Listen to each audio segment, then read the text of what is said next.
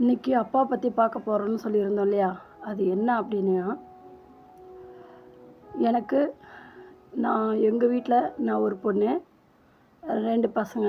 2 பசங்களும் என்னை விட பெரியவங்க. அண்ணனுங்க தான் 2 பேருமே. அம்மா, அப்பா. அம்மா ஒரு குறிப்பிட்ட வயசுக்கு அப்புறம் பார்த்திங்கன்னா தவறிட்டாங்க.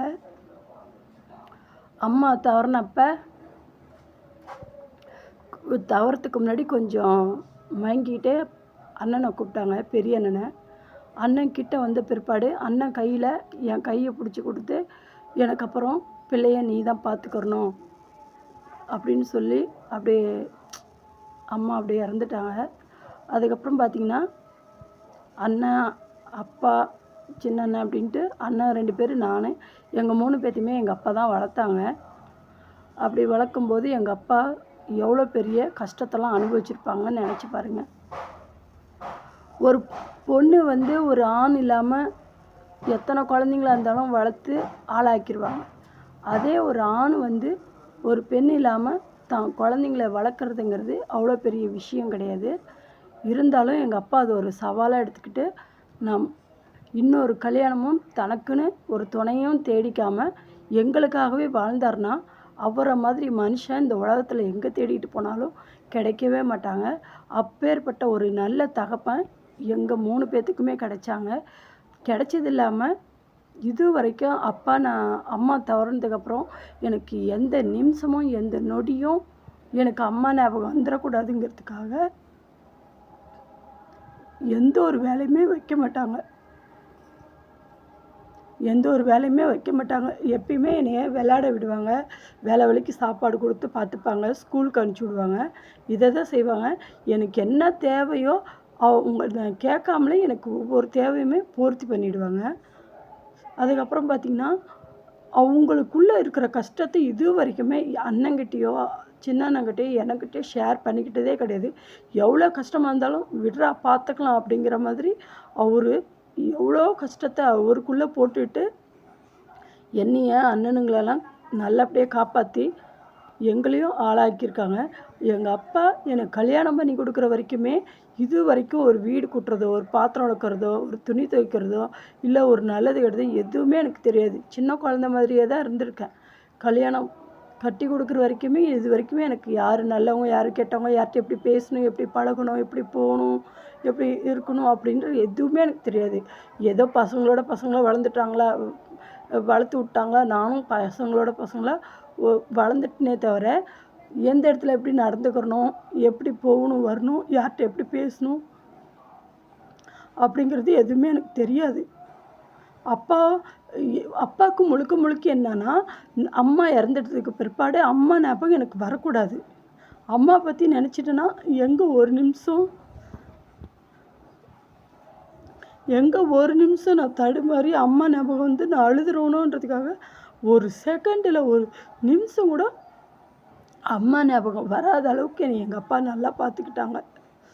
ஆனால் இப்போ எனக்குன்னு மேரேஜ் ஆனதுக்கப்புறம், எனக்குன்னு ஒரு லைஃப் வந்ததுக்கப்புறம் நான் என் வாழ்க்கையில் நடக்கிற நல்லது கெட்டது இன்ப துன்பத்தை பார்க்கும்போது அவர் அப்போது எங்களை வளர்க்குறதுக்கு எவ்வளோ கஷ்டப்பட்டிருப்பார், எவ்வளோ அவமானப்பட்டிருப்பார், எப்படிலாம் நம்மளை காப்பாற்றுறதுக்கு கஷ்டப்பட்டிருப்பாருன்றதை இந்த நேரத்தில் நினைக்கும்போது எனக்கு ரொம்பவே கஷ்டமாக இருக்குது. ஆனால் இது வரைக்குமே எனக்கு யார்கிட்ட எப்படி பேசணும் பழகணுன்றதே அதுக்கு தெரியாது. இப்போது 2 குழந்தைங்க ஆனதுக்கப்புறமா கூட இது வரைக்குமே எங்கள் வீட்டுக்காரங்க இருக்காங்க, பார்த்துப்பாங்க, அவங்க நம்மளை விட்டுற மாட்டாங்க அப்படின்ட்டே தான் நான் இருந்தேனே தவிர, நாம் தனியாக உழைக்கணும், நம்மளுக்குன்னு ₹1 நம்ம கையில் வச்சுருக்கணும், அப்போ தான் நம்மளுக்குன்னு ஒரு மதிப்பு மரியாதை இருக்கும் அப்படிங்கிறது இது வரைக்குமே எனக்கு தெரியாது. என் லைஃப்பில் சில அடி, ஏமாற்றம், துரோகம் எல்லாத்தையும் பார்த்த பிற்பாடு தான் நம்மளுக்குன்னு ஒரு இன்கமிங் இருக்கணும், அப்போ தான் நம்மளுக்கும் வாழ்க்கையில் ஒரு மதிப்பு மரியாதை இருக்கும். யாரையும் டிபெண்ட் பண்ணி மட்டும் நம்ம வாழ்ந்துடக்கூடாது, யாரையும் நம்பி மட்டும் நம்ம வாழ்ந்துடக்கூடாது அப்படிங்கிறத நான் இன்றைக்கி கற்றுக்கிட்டேன்.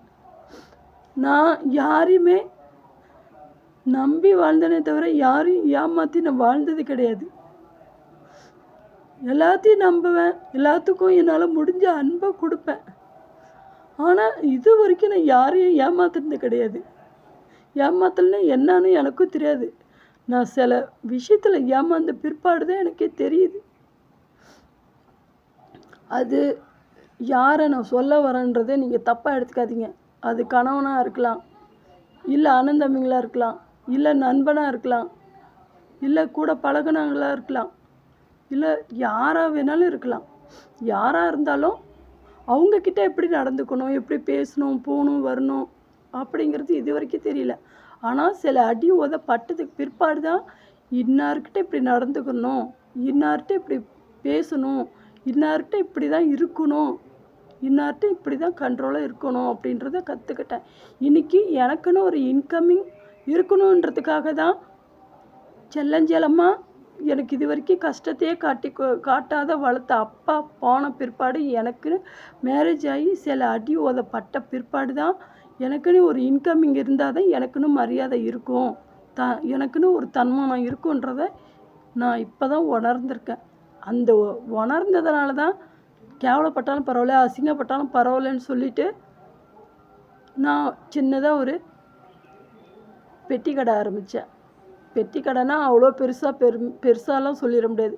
சும்மா ஒரு டேபிள் போட்டு ஒரு சேர் போட்டு ஒரு குழந்தைங்களுக்கு ஒரு சாக்லேட்டு, ஒரு கேக்கு, மிட்டாய் அப்படி விற்கிற அளவுக்கு நானே அசிங்கமாக பட்டாலும் பரவாயில்ல, நம்மளுக்குன்னு ஒரு இன்கமிங் வரணுன்றதுக்காக அதை ரெடி பண்ணிக்கிட்டது.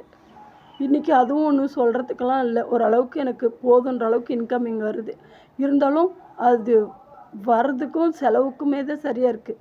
இதுக்கு மேற்பட்டு நான் என்ன பண்ணுறது அப்படிங்கிற அளவுக்கு யோசித்து பார்க்கும்போது அந்த அளவுக்கு எனக்கு எதுவுமே என்ன சொல்கிறது, என்ன பண்ண போகிறோன்றது தெரியாத சூழ்நிலையில் நான் இருக்கேன். அடுத்தது எப்படி மூவ் பண்ணுறது, எப்படி வளர்ச்சி அடையிறதுன்றது நானும் யோசித்து பார்க்குறேன். எதுவுமே எனக்கு மண்டையில் ஏறல.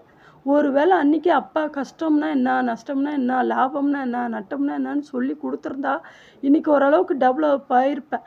பசங்கள வளர்த்தாரு, செல்லஞ்சலமாக வளர்த்தாரே தவிர ஒரு நல்லது கெட்டது சொல்லி கொடுத்தாரே தவிர, ஆனால் வாழ்க்கையில் எப்படி பொழைக்கணுன்றதை மட்டும் அப்பா எனக்கு சொல்லி கொடுக்கல.